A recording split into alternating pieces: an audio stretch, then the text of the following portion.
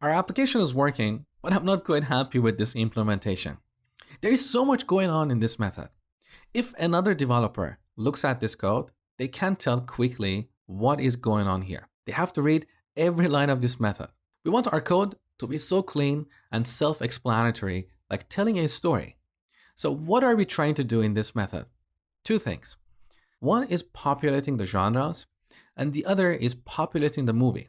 And that is if we are editing a movie with a valid movie ID.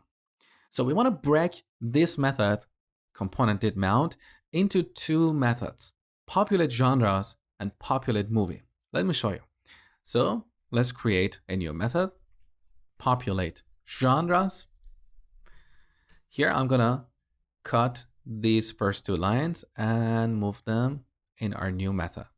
Now, because we're using await here, we should apply async to this method and then call it this.populate genres and await it. Similarly, we're going to extract these few lines and put them in a new method like populate movie. Once again, because we're using await, we should make this method async.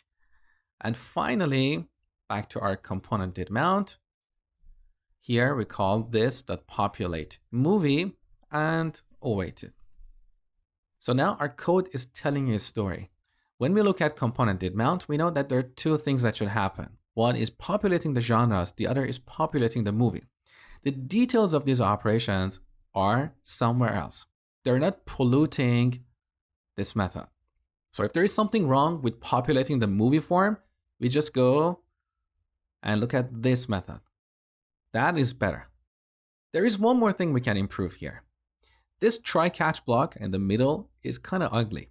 So it is better to move these two lines inside the try block like this and put the try keyword at the beginning of the method. All right, we're done with our refactoring. Next, we'll focus on saving the movie.